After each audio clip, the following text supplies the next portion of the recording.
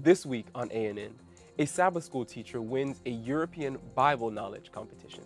The Adventist Church in northern Jamaica launches a campaign to help meet physical and social needs of youth. And students in an Adventist academy in Brazil use their hair to make a difference for cancer patients. These stories and more coming up.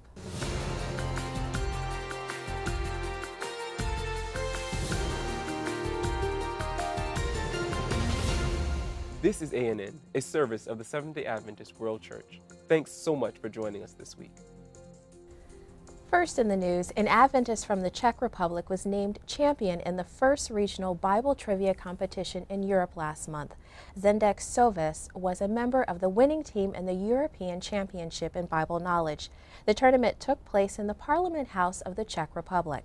Sovis is a lay preacher and a Sabbath school teacher at a local Adventist church in the Central European nation.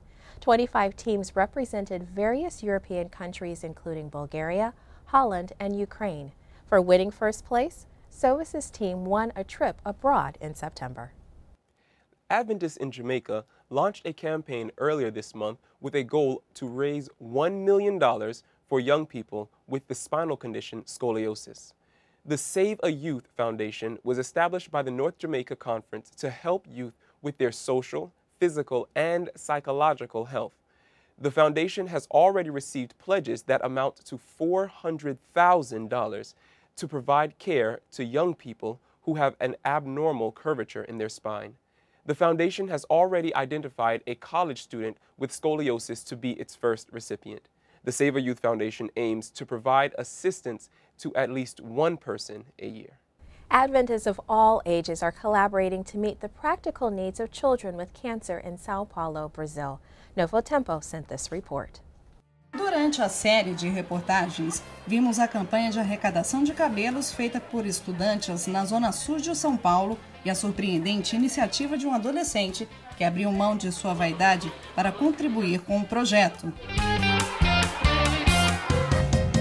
Da ONG, as mechas tomam um novo rumo e são enviadas para um pequeno ateliê. Nós estamos no fundo de um salão de beleza na Lapa, zona oeste de São Paulo, e ao meu lado está a Fabi, uma das responsáveis pela produção das perucas, um trabalho manual e totalmente voluntário. Por semana são feitas aproximadamente 5 perucas. Aqui é possível encontrar vários modelos, para todos os gostos e estilos. E o melhor de tudo, é claro, a custo zero. É uma causa muito justa, né, para as crianças que precisam, às vezes as mães não têm acesso a uma compra de peruca, então foi de coração mesmo que eu quis ajudar. Já tem uma média de 7 meses que a gente faz esse trabalho. Na luta pela vida e por um cabelo novo, encontramos a Nakiele, uma entre milhares de pessoas acometidas pelo câncer. Na maioria dos casos, o tratamento é feito com a radioterapia e a quimioterapia. Daí o motivo da queda de cabelo e a necessidade de um novo visual. Foi o que aconteceu com a Nakiele, que aguarda um novo cabelo. E se eu te disser que a peruca tá aqui e você vai experimentar ela hoje? Ai, ai. Tô louca pra experimentar. Pedido feito, pedido atendido. E aí, o que você achou? Perfeito. Vou ter um cabelo de novo. Corta no cabelo dela na cabeleireira e já faz conforme o rosto dela, tudo certinho. Você prendeu aí? Bom, é isso, Nakiele. Espero que você tenha gostado da surpresa. Voltou a sorrir de novo. A ação é um benefício de mão dupla. Faz bem tanto para quem recebe como para quem participa. Students and administrators of an Adventist university in the U.S. state of Alabama recently partnered with a community activist in Kenya to meet emotional and spiritual needs of residents in the East African nation. 21 representatives from Oakwood University traveled to the cities of Nairobi and Mombasa to conduct projects for the For Him 2014 mission trip. The For Him volunteers visited orphanages and schools to prepare lunches, wash clothes, and read books to children. The volunteers also donated clothes to residents who live in extreme poverty. After the projects were completed, the volunteers participated in revival services at local Adventist churches, where they preached, sang, and read scriptures. Bilingual pastors in the U.S. state of California recently created podcasts in their language or dialect to deliver the gospel to various communities in their state. A dozen Adventist pastors in Los Angeles began their programs under the direction of the Southern California Conference Communication Department in collaboration with Adventist World Radio. AWR provided training sessions to help the pastors establish their programs and guide them through the technical aspects of broadcasting a radio program. The primary goal of the podcast is to reach the local language communities targeted by each Adventist church in the Los Angeles area. Representatives of the Southern Asia Language Group for the Church in North America recently met for the first time to organize ministries for Southern Asia congregations. Ernest Castillo, Vice President for Multilingual Ministries for the North American region, shared the goals of this ministry. One of the main goals that we would like to have surfaced from this ministry or this advisory group is, number one, to proclaim the gospel of Jesus Christ specifically to this ministry group, the Southern Asian Ministry Group. And then number two, we would like to really find out exactly what we have in membership among this group here in the North American Division territory. And of course, as I already mentioned, to spread the gospel of Jesus Christ to this growing segment that we find here in our division territory. A news organization known for compiling lists of the best organizations and institutions in the United States recognized an Adventist medical institution this week as the best in its region. The U.S. News & World Report named the Loma Linda University Medical Center the #1 hospital in the Inland Empire, a southern region in the U.S. state of California. Loma Linda University Medical Center's urology program was named the best in the nation. This is the 5th year in a row that the medical center has been ranked #1 in the region. Adventist humanitarians are responding to the needs of hundreds of displaced residents in Nigeria as the region has grown more volatile due to the actions of the terrorist group Boko Haram. The Adventist Development and Relief Agency will provide more than 700 refugees with food and has trained more than 2,000 volunteers in disaster and emergency management through the ADRA Youth Honors Program. And finally in the news this week, the Adventist Church has continued an ongoing prayer campaign for the safe release of more than 200 Nigerian schoolgirls who were kidnapped by Boko Haram in April. Adventists worldwide joined together on Twitter to pray for each girl by name. If you, your family, or local church would like to see the names of the girls so you can pray for their release, please visit adventist.org/united in prayer. And Ian, you and your wife are expecting a little girl in just a few months. Yes, we are. Yeah. Can you imagine this pain and the stress that these parents are going through? No, I can't imagine it at all. That's a terrible thought to think that your little girl could be taken and you have no idea where she is. Yeah, we'll continue to keep praying for them. Yeah, definitely will keep them in prayer. Coming up, find out what's in the latest edition of Ministry Magazine. I pray for wisdom from God to do really good in school and to do really good in piano and my piano lessons. I pray that all the people that are sick can become well, and whoever needs food should get food and be happy. Please pray 7 in the morning, 7 in the evening, and 7 days a week. My eyes were closed, and I was waiting for something to happen. My son was dying in front of my very eyes, and I cried out again as I heard my wife praying beside me, God, have mercy on us and save my son. I know I'm looking for something, but what? Peace? Purpose? Meaning? I'm still not sure. But I know it's going to take faith.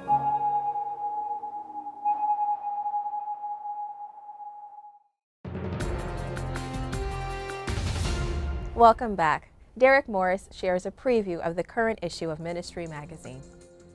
The August issue of Ministry Magazine deals with a vitally important topic: the ministry of Jesus in the heavenly sanctuary. For the past 27 years or so, I've been talking to people about Jesus. I taught a class at Southern Adventist University on the life and teachings of Jesus. I've written some books like The Radical Teachings of Jesus and Radical Evidence. Why am I so passionate about this August issue? Well, sometimes people say, why do we need to focus on the sanctuary? Can't we just focus on Jesus? But the heavenly sanctuary ministry is all about Jesus, what He has accomplished for us and what He's doing right now in preparation for His soon return. So I want to encourage you to check out the August issue of Ministry, the special theme of the heavenly sanctuary. If you don't receive a hard copy, you can go to our website at ministrymagazine.org and you'll find the lead article there. Check out this important truth so that you can understand what Jesus is doing for us right now.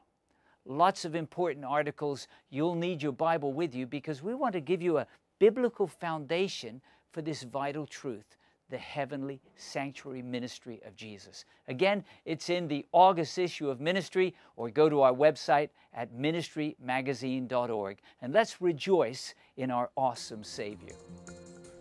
Did you know the current Health Ministries Director for the Adventist Church was a member of the late President Nelson Mandela's cardiology team? The Adventist Communication Department produced the following video that sheds light on Dr. Peter Landless's life of service.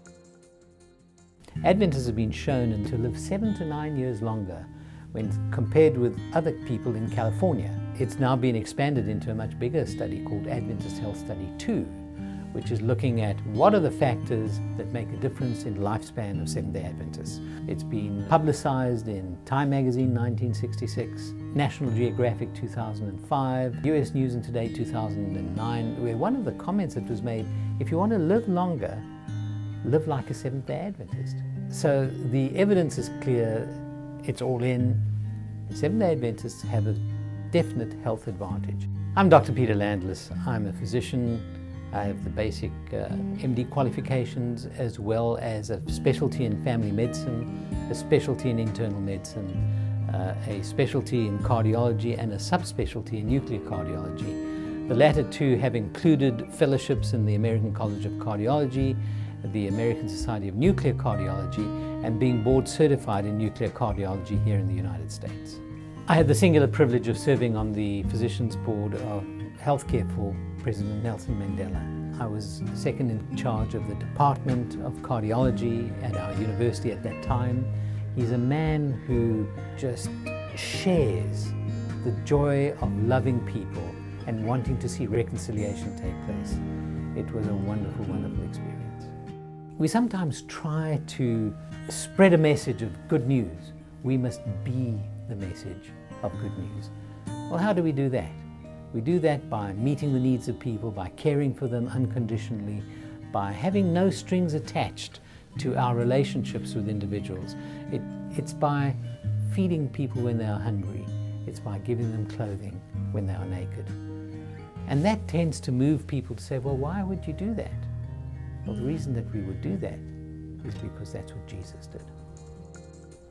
And I'm so happy to see this story. Dr. Peter Landless is quite a man of inspiration. Yes, he is inspirational. I am a product of Adventist education. You are too, aren't you? Yes, I am, from kindergarten all the way to graduate school. And I attended first grade through college. And this next story may be interesting for parents who are sending their children to Adventist schools and those that might be considering. That's right. Why? Because the Adventist learning community shared findings from a study that revealed the academic and social benefits of Adventist education. Since the 1870s, Seventh-day Adventists have been making sacrifices for their children to receive a uniquely Adventist education. Although an Adventist education comes at an extra cost, the benefits are plain to see and last in eternity. 81% of over 50,000 SDA students surveyed report attending an Adventist school is the most important thing that has helped them develop their religious faith. Research data from Value Genesis establishes a direct and traceable correlation between attending an Adventist school and denominational loyalty. Those students who attended more years of Adventist elementary school are significantly more likely to remain members of the SDA Church. The same holds true for teenagers at Adventist Day Academies. The Value Genesis 3 research team has identified 29 major factors that influence students' faith. The results over the course of the last 2 decades have been startling. Consider these 3 factors. 38% of students reported their school's week of prayer impacted their spirituality very much. 1/3 said their Bible teacher and Bible school classes changed their faith for the better.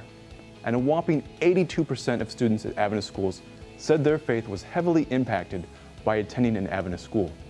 Per dollar spent, the most effective way of strengthening our church and winning souls for the kingdom is by investing in an Adventist education. It's no wonder that 71% of Adventist students report Seventh-day Adventist schools are better than public schools, and that 83% of SDA students from 6th grade to 12th grade said they like their school. When it comes to life choices, students at Adventist schools also exhibit a substantial difference when compared to their non-Adventist peers. Adventist students are far from perfect, but their behavioral choices are extremely encouraging. An estimated 2/3 of American junior high school students admit to watching pornography, but approximately 80% of SDA students said they never watch pornography. While 46% of public high school students report having had sex, only about 15% of SDA high school students admit having had sexual intercourse. Additionally, over 90% of SDA students report not smoking or using other drugs. Again, Adventist students are far from perfect, but there's obviously moral value in attending an Adventist school. There are also clear academic advantages in attending an SDA school. Based on the Iowa Test of Basic Skill scores of 51,706 Adventist students, Adventist institutions scored higher than the national average in every subject category. This was the case in all grades and all school sizes, regardless of projected ability level. Taken as a whole, the academic performance of students enrolled at Adventist institutions is half a grade level higher than the national average. Amazingly, SDA academies in the North American division have a 97.5% graduation rate, and 88.6% of these students also go on to college. We have much to improve upon as an educational system. We all know that, but the results from Value Genesis 3 and other studies are encouraging. Students at Adventist schools are more likely to be Adventist as adults, have strong Christian values, and perform better academically. Every day, parents, teachers, pastors, and church members across the world make sacrifices for Adventist education. It's this support that means an eternity with Jesus for so many. Please help Adventist education continue its 140-year tradition of bringing young people to Christ. Still ahead, knowing what to put in an online storage application. But up next, how mountains reveal the power of God. Christ said it came down to a simple thing: love God with all you got and love your neighbor as yourself. That was the prayer of Christ, and I think that's got to be the message that we highlight. When he was in his last hours with his disciples, he said, Father, my one prayer is that they'll be one, like you and I are one. And I think about the denominations, I think about the religions, and I'm like, no, it's not about all of those differences. In fact, that's the thing that I think has changed so much for me, is focusing on what I share in common. It's the beginning of every deep and meaningful relationship. And if the first thing I can share is my passion for the teachings and the life of Christ, and that I have a desire to be in your corner, that's the kind of place and community, world community, that I get excited about.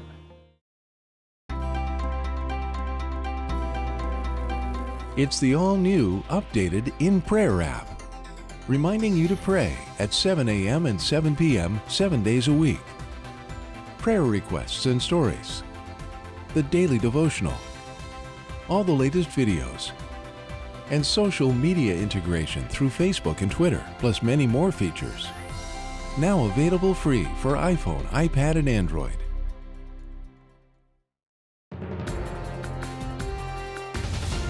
Welcome back. For this month's feature from the Geoscience Research Institute, Timothy Standish shares the true essence of God's power. When I'm up in the mountains, it's easy to be distracted by the sheer awesome beauty of what I see. But I also think about the immense power that was necessary to build these unbelievably huge structures. It's something that's completely outside of the human scale. And yet we know that compared to the power of our God and our Creator, the energy that was necessary to make these mountains was almost nothing. I don't know what you think about when you see beautiful mountains like these ones here in northern Italy. There's Romans 1:20, where we're told that the creation reveals God's power and Godhead. But I can't help but think of those mentions of God's holy mountain. There's Isaiah 11:9, where we're told that on God's holy mountain there'll be no more strife, no more war, no more suffering. That's the real power of God to bring peace and salvation to all of humanity. For this week's Tech Corner, John Beckett shares the do's and don'ts for storing information on Dropbox. Dropbox is now often used by people to keep their documents in sync across multiple computers and devices. It's also sometimes used as a way to back things up to the cloud. Other services like iCloud, SkyDrive, and Google Drive also offer cloud storage. This week, I read with great interest a lot of posts to an IT email list about such services.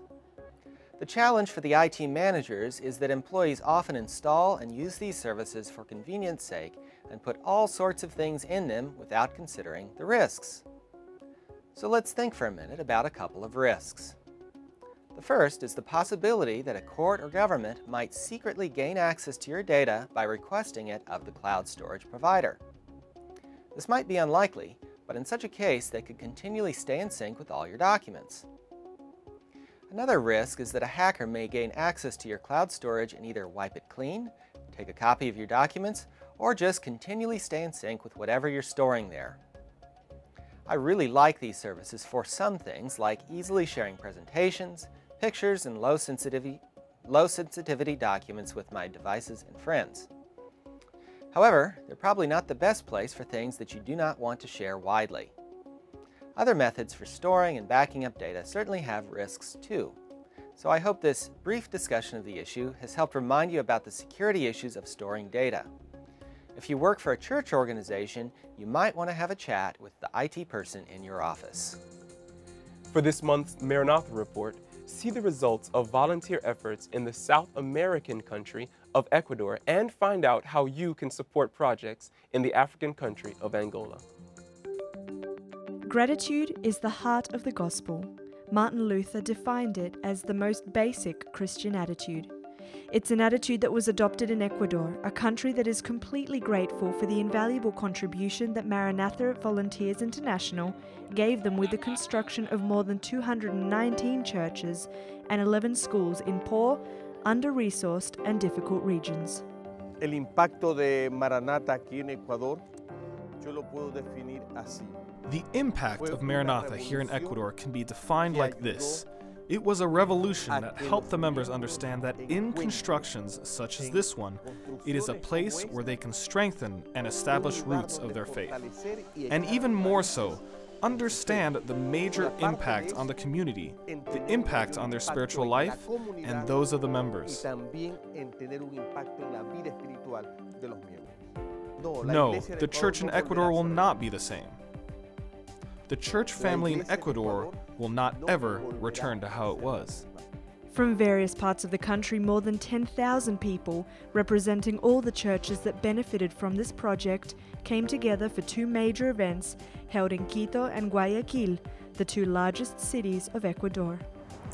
Almost 50 years ago, Maranatha Volunteers International began with a dream, the mission to change the world through the construction of churches, schools, and hospitals. But this is the first time that a whole country reunites to say thank you. Thank you, not just with words, but with actions. Music, skits, and a special visit from Pastor Alejandro Bullon were some of the best moments of this event, all crowned with an offering of gratitude from the entire Ecuadorian church. The money collected will go towards other construction projects that Maranatha will now carry out in the poorest regions of Africa, where churches are most needed. If you would like to know more about Maranatha's work in Africa, you can visit maranatha.org for more information. Now let's turn to David Trim for a look at Adventist history. This week, the beginnings of the Midnight Cry evangelistic campaign. Welcome to This Week in Adventist History. On July 21, 1844, Samuel Snow preached to a gathering of Millerites in Boston on Matthew 25:6, "Behold, the bridegroom cometh, go ye out to meet him." Miller had forecast that Christ would come in 1843 or 1844, but no specific date had been set. Snow now preached that the 10th day of the Jewish 7th month, the Jewish Day of Atonement, was the true ending date of the prophetic 2,300 years. Since October 22 in the modern calendar was the equivalent of the 10th day of the 7th month according to the old Karaite Jewish calendar, Snow proclaimed that October 22, 1844 was the date Christ would return. Virtually all Millerites accepted this, and since only 3 months remained, they began a period of feverish activity which became known, thanks to Snow's use of Matthew 25:6, as the Midnight Cry. Also on July 21, but 111 years later in 1955, Davis Memorial Hospital was opened in Georgetown, capital city of Guyana. Named in memory of O.E. Davis, a pioneer missionary to the indigenous people of what was then called British Guyana, who had died while working among them in 1911, today Davis Memorial Hospital is a 40-bed acute care hospital that cares for over 7,000 patients every year. July 24, 2013 saw the death of Vernon Paul Nye, a gifted Seventh-day Adventist watercolor artist whose illustrations graced many Adventist publications. That was This Week in Adventist History. Thanks for watching ANN. Join us next week for more news from the world headquarters of the Seventh-day Adventist Church. In the meantime, join our global conversation on Facebook and Twitter. You can connect with other Adventists worldwide and find links to more stories, photos, and videos. Visit Facebook/Adventist News or Twitter/Adventist Church. Our good news for this week comes from Romans chapter 10, verses 9 and 10. The passage says, "If you openly declare that Jesus is Lord and believe in your heart that God raised him from the dead, you will be saved. For it is by believing in your heart that you are made right with God, and it is by openly declaring your faith that you are saved." Amen. Well, that's our program for this week, and remember, you can always visit news.adventist.org for daily news and videos. Until next time, God bless. Take care.